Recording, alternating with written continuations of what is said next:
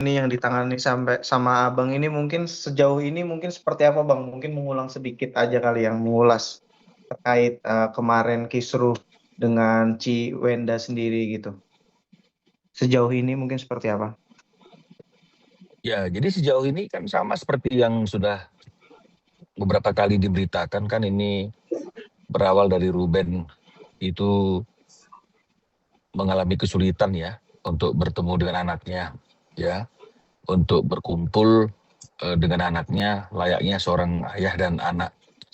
Dan eh, setelah perceraian ada akta 39 kesepakatan bersama antara Ruben dan istrinya. Itu mantan istrinya si S itu kan ada kesepakatan bahwa mengenai masalah anak itu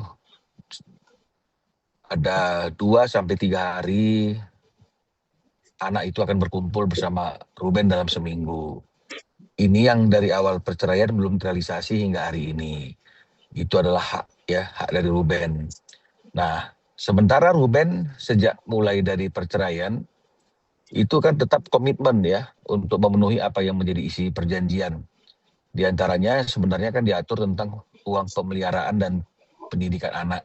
Tapi yang diberikan Ruben itu sesuai dengan apa yang dimintakan oleh S itu tiap bulannya kan melebihi apa yang seharusnya kalau menurut Ruben. Karena hampir mencapai 200 jutaan lebih ya setiap bulannya. Jadi saya kira rumah tangga yang normal saja yang masih dalam ikatan perkawinan dengan 2 anak aja saya kira nggak akan sebesar itu biaya pemeliharaan anaknya dan biaya uang sekolahnya. Tapi Ruben tetap komitmen untuk memberikan sesuai dengan apa yang dimintakan oleh si S gitu ya.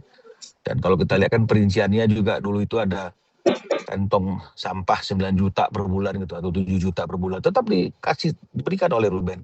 Bahkan asuransi yang atas nama S yang sudah jadi mantannya pun tetap dibayarkan dengan komitmen. Tapi itu tidak memberikan kesempatan bagi Ruben untuk mendapatkan haknya sebagaimana diatur dalam akta itu 2-3 hari berkumpul anaknya itu bersama Ruben. Seperti banyak kita lihat kan kasus-kasus perceraian yang anaknya itu diberikan pada ibunya untuk hak asuhnya gitu ya, untuk memeliharanya ya. Tapi kan tetap ibunya juga mendorong anaknya akan mengantarkan dan berkomunikasi dengan baik agar anaknya tetap memiliki waktu berkumpul dengan ibunya dan juga bersama dengan ayahnya. Tapi dalam hal kasusnya Ruben ini tidak seperti itu, ya. Jadi kalau misalnya kemudian dipertanyakan pun, yang ada adalah muter-muter di situ aja, bahkan yang ditanya mengenai masalah anak, tapi kadang-kadang kalau menurut Ruben dibelokkan ke masalah aset, rumah dan hal-hal yang lain, ya. Jadi sampai juga ada pembicaraan kenapa kok nggak ada kesempatan bertemu ya. Bilang ya anaknya nggak mau ketemu sama temennya, mungkin begitulah ya. Nah, dan bahkan diberikan diminta oleh si S itu ya langsung aja berhubungan dengan anaknya gitu loh. Tapi itu juga tidak menyelesaikan masalah ya. Jadi sangat disayangkan Ya. ya, karena anak di bawah umur kan itu kan nggak bisa mengambil keputusan, nggak mengambil sikap, nggak bisa mengambil sikap, nggak cakap melakukan perbuatan hukum. Justru orang-orang dewasa yang ada di sekeliling dia itulah yang harusnya yang paham bahwa ada akta kesepakatan yang udah ditandatangani, dialah yang harusnya bertanggung jawab untuk memenuhi apa yang sudah diaturkan dalam kesepakatan itu. Nah, jadi berawal dari situ kemudian ya melebar kemana-mana. Kita tahu bahwa selama perkawinan Ruben dan istrinya kan ada harta bersama. Ya, harta bersama itu juga tertuang dalam akta 39 tersebut dan pembagiannya juga ada sesuai dengan apa yang diinginkan oleh si S gitu loh. Tapi seperti yang diatur dalam perjanjian itu bahwa seharusnya Ruben itu mendapatkan hak secara sepenuhnya ya untuk menguasai, bahkan setelah perjanjian itu ditandatangani itu juga tidak terrealisasi karena dokumen-dokumen terkait dengan masalah aset yang menjadi bagian yang diberikan kepada Ruben itu juga tidak diserahkan dengan berbagai macam alasan dan dalil, termasuk karena ada kewajiban rumah yang masih di KPR kan di BCA. Sementara kan KPR itu kalau dari akta perjanjian penyelesaiannya, pembayarannya kan itu menjadi tanggung jawab bersama sampai lunas gitu loh. Dan kalau memang misalnya itu kita mau lihat secara fair, kalau menurut hukum kan ya harta gonogini itu bisa dilihat apa saja ya listnya, dan kemudian bisa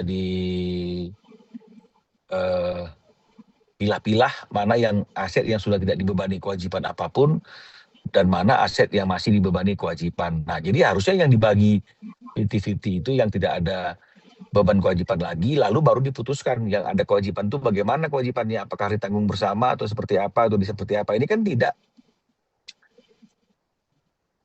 Yang sana milih maunya rumah yang di Cilandak, tanah di Cilandak dan beberapa aset lainnya. Padahal itu atas nama Ruben dan masih dibebani kewajiban. Nah, tapi yang disuruh bayar kewajibannya itu adalah Ruben gitu loh. Tapi Ruben nggak keberatan ya pada waktu itu. Hanya saja ketika ada suatu kondisi di mana Ruben itu mengalami sesuatu kondisi yang tidak bisa membayar kewajiban, kan artinya kan nggak jadi masalah juga sih sebenarnya kalau dia membayar kewajibannya. Jadi memang ya semalam itu masih seputar itu aja sih Mas, nggak ada hal-hal yang baru. Bang Binola, Iya. ini kan yang terbaru ya Bang ya. Adik Sarwenda ikut speak up dan bisa dibilang di media sosial nih sama Ruben nih diduga nih saling sindir gitu Bang. Ini Abang sendiri mungkin dari pihak Ruben seperti apa sih Bang saling sindir diduganya gitu Bang di media sosial? Heran gitu loh. Ya, kenapa mesti sekarang setelah perceraian kok saling sindir gitu loh. Kenapa nggak pada waktu proses perceraian itu artinya mereka bersuara, mereka speak up gitu loh. Ini kan tidak gitu loh. Pada waktu proses perceraian itu semuanya berjalan dengan baik. Ya, semuanya dijalani dengan baik. Bahkan sudah dipersiapkan bagaimana efek konsekuensi daripada perceraian itu, tentang anak bagaimana, tentang aset bagaimana, itu sudah diatur semua kok. Kenapa kok mesti sekarang saling sindir gitu loh? Kenapa sekarang kok malahan artinya mengungkit hal-hal yang seharusnya tidak perlu diungkit? Karena semua sudah diatur kok, ada buku panduannya yaitu Akta Kesepakatan 39 gitu loh. Ini kenapa mesti melebar sana melebar kemari yang akhirnya justru kelihatan boroknya sendiri kan begitu ya. Nah, terus yang perlu juga dicatat, yang mengajukan gugatan perceraian itu Ruben. Ya, jadi jangan salah berpikir bahwa seolah-olah yang mengajukan gugatan itu adalah S.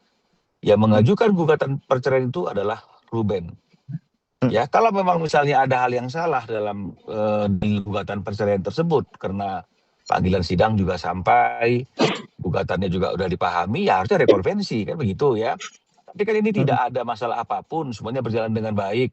Dan kemudian terkait dengan masalah anak, kan itulah konsekuensi daripada perceraian. Hak asuh anak, pemeliharaan anak, aset gonogini itu sudah diatur di Akta 39 gitu loh. Jadi sebenarnya kan tinggal dijalankan aja Akta 39 itu. Nah, masalah timbul kan karena hak mendasar yang diatur di pasal-pasal awal yang menjadi haknya Ruben, yaitu anak berkumpul 2-3 hari dalam 1 minggu tidak terrealisasi. Kan itu ini persoalannya. Bang, Andaikan misalnya itu terrealisasi dari awal sesuai dengan Akta 39, anak bisa berkumpul dengan Ruben 2-3 hari dalam 1 minggu, aman-aman aja kan. Karena toh walaupun itu tidak terrealisasi dari awal, menurut Ruben tetap komitmen kan bayar uang bulanan sampai ratusan juta kan. Bahkan untuk hal-hal yang tidak seharusnya dibayarkan pun dibayarkan oleh Ruben. Nah, jadi di mana persoalannya? Nah, sekarang kenapa mesti saling sindir gitu loh. Bang, ini kan dan harusnya tidak boleh dong ada orang-orang Bang, ini kan bisa dibilang ya Betran juga ikut speak up ya melalui media sosialnya ya, diduga menyindir adik Sarwenda ini kan dengan kata-kata hus berisik tante ikut campur terus urusan orang lain, manusia provokator. Artinya ya benar dong. Kan artinya kan kalau misalnya Betran tuh bilang hus berisik, artinya kan yang menjadi inisiatif untuk ikut campur dan ngomong-ngomong di media sosial dan sindir-sindir kan bukan dari Ruben. Betul kan? Bukan juga dari Betran. Betran ini hanya ingin menengahi, hanya ingin mengingatkan, jangan berisik, jangan ikut campur, kan begitu. Ini kan Bang, berarti menurut Abang sampai adiknya Sarwenda speak up, Betran speak up, menurut Abang melihatnya seperti apa sih Bang sampai rame banget gitu. Nah, ini dia masalahnya, mau mulai sindir-menyindir itu. Ya, sampai ada tulisan-tulisan yang mungkin di media sosial eh, tidak dinafkahi sejak perceraian itu yang mana ini siapa yang mulai sindir-menyindir itu? Ya, mulai dari netizen menyindir hal-hal yang seharusnya hanya diketahui oleh seisi rumah, terus kemudian terus bergulir sindir menyindir. Nah, sekarang kalau misalnya kita kita misalnya mau baik-baik saja, cerainya baik-baik, semuanya baik-baik, apa yang harus dilakukan pasca perceraian? Ada kan di Akta 39 satu mengenai masalah anak, memang kita serahkan sepakat kepada S untuk mengasuhnya. Tapi tidak mengurangi haknya Ruben untuk 2 sampai 3 hari dalam waktu 1 minggu berkumpul dengan Ruben. Jadi tidak kehilangan hak juga. Hak ajasinya Ruben ketemu anak dan hak ajasi anak ketemu Ruben juga akan realisasi. Baru warna pendidikan anak. Sebenarnya itu kan bukan anak Ruben saja, tapi juga anak Sarwen, anak S. Masing-masing kan memiliki kewajiban, tapi ditanggung jawabi penuh total sama si Ruben. Ya, kartu kredit juga nggak jelas penggunaannya. Katanya untuk anak dimintain perincian nggak jelas kan, belum yang transferan itu. Bahkan terakhir kan kemarin ditunjukkan chattingan karena nggak mau dikasih perincian, akhirnya Ruben hanya mengirim 75 juta per bulan yang hanya berkaitan dengan masalah uang sekolah saja dan uang yang dianggap itu memang berkaitan dengan pemeliharaan anak dua itu, anak bertiga itulah gitu. Karena Beton waktu itu masih di sana. Tapi yang terjadi kan komplain kok cuma 75 gitu loh. Akhirnya Ruben tambah lagi 45. Artinya kan kalau 75 tambah 45 kan hampir 120-130 juta. Nah, sementara coba kita lihat di bangsa kita, bukan ini ya, di negara kita ini coba. Ya, saya kira tidak semua pasti akan sepakat bahwa 130 juta, 200 juta untuk biaya nafkah anak yang masih di bawah umur dan biaya hidupnya itu terlalu tinggi, tambah lagi dengan kartu kredit. Tapi Ruben jalani. Tapi kenapa kalau bicara mengenai masalah anak nggak pernah diberikan haknya seperti yang diatur dalam kesepakatan yang dia juga ikut tanda tangan 2-3 hari dalam 1 minggu berkumpul bersama Ruben gitu loh. Nah, bahkan ada satu komunikasi yang kemarin kita buktikan dalam chattingan yang dikasih Ruben, keluar kota gitu, tidak membawa anaknya, tapi anaknya tidak diserahkan kepada Ruben. Ketika Ruben mempertanyakan, dia bilang dari dulu kan juga memang yang kalau seperti ini kan dititipkan ke YY-nya lah. Itu kan dulu ketika sebelum ada Akta Perjanjian 39. Ketika sebelum ada perceraian. Kenapa kondisinya kok ditarik ke kondisi ketika masih terikat dalam perkawinan? Ini kan juga keliru. Oke.